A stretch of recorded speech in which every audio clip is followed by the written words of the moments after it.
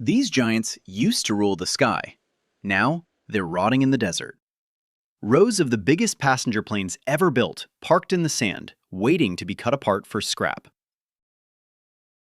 The Boeing 747, the Airbus A380.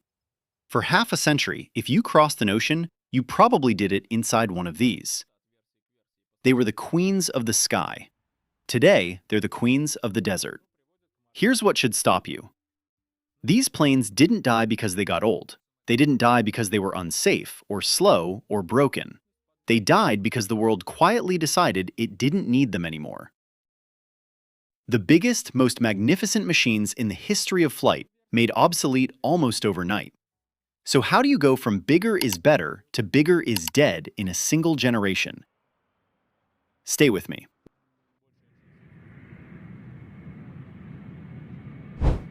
To understand the fall, you have to understand why they were ever built.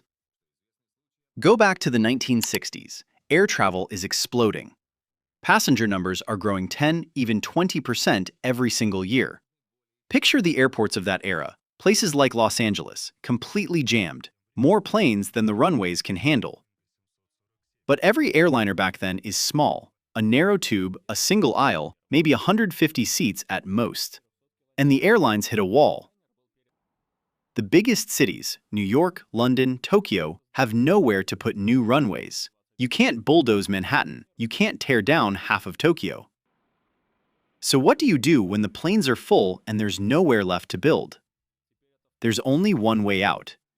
If you can't build more planes, you build bigger ones. And nobody is about to build them bigger than Boeing.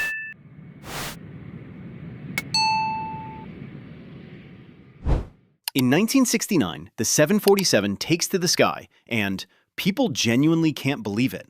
Something that enormous, that heavy, lifting off the ground looks impossible. Boeing has bet the entire company on it, borrowing so much money that one bad year could sink them. Insane gamble, right? But it pays off beyond anyone's dreams. The four-engine giant can carry hundreds of passengers across any ocean on Earth. Airlines line up around the block. In 1970 alone, Boeing delivers 92 of them.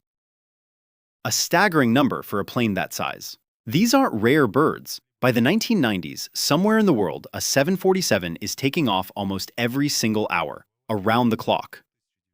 The age of the giant has begun, and for 30 years, nothing can touch it.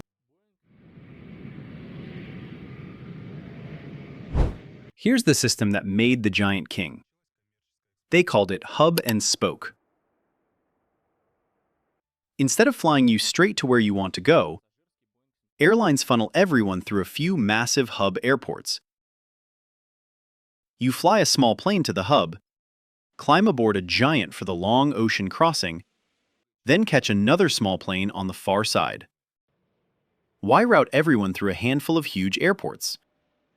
Because the whole model depends on cramming as many people as possible onto those long flights. And nothing crams people like a jumbo. The bigger the plane, the cheaper each seat. At least on paper. For decades, this math rules aviation. So when Airbus looks at the future, it sees only one answer. Go bigger.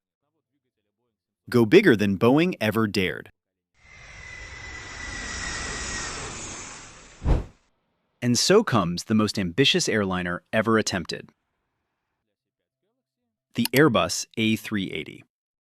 Not one passenger deck, but two, running the entire length of the plane. The largest passenger aircraft ever built. Period. It can carry over 500 people, in some layouts more than 800.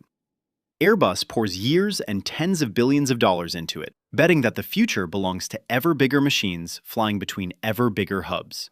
It's a cathedral with wings. Lounges, bars, even showers in the sky. But here's a detail most people miss. The A380 is so massive that most airports can't even handle it. They have to rebuild gates, widen taxiways, reinforce runways, just to let it land. So from day one, this plane can only fly between a handful of giant airports on Earth. When it first flies in 2005, it still looks like the future made real. So what could possibly go wrong with the biggest plane in history? Everything. Because the ground is already shifting beneath Airbus, and they can't see it yet.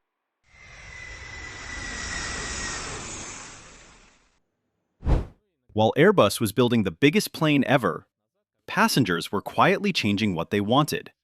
And what they wanted was simple. They didn't want the hub. Think about your own travel for a second. Would you rather fly straight to where you're going, or stop halfway, drag your bags through a giant airport, and wait for a second flight? Of course you want the direct one. Everybody does. The hub was never something travelers loved.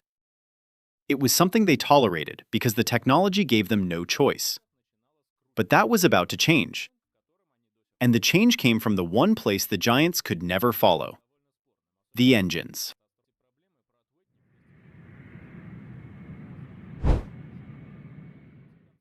For most of aviation history, there was an iron rule. To fly across an ocean, you needed 3 or 4 engines. Because if one failed over open water, you needed enough left to limp to safety. 2 engines simply weren't trusted that far from land. And that single rule was the giant's armor. It's why the 4-engine 747 owned the oceans for decades. But then, something changed. What finally broke the giant's grip? The engines got better, dramatically better. So reliable that regulators wrote a whole new rulebook called ETOPS. The rules that let a twin-engine jet fly hours away from the nearest runway. And suddenly, a plane with just 2 engines, like the Boeing 777, the 787, the Airbus A380, could cross any ocean on Earth. The giant's greatest advantage just vanished into thin air. Now run the numbers, because this is where the giants die. 4 engines means roughly twice the fuel, twice the maintenance, twice the cost of a twin.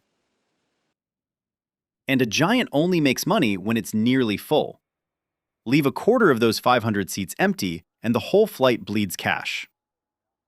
But a smaller twin-engine jet, it turns a profit even half full. And it can fly point to point, straight from a smaller city to another smaller city, skipping the hub entirely. Think about what that unlocks. An airline can open a brand new direct route without betting on filling a monster. The giant needs a flood of passengers funneled into a single plane. The twin just needs enough. In a world of direct flights, bigger isn't an advantage anymore. It's a trap.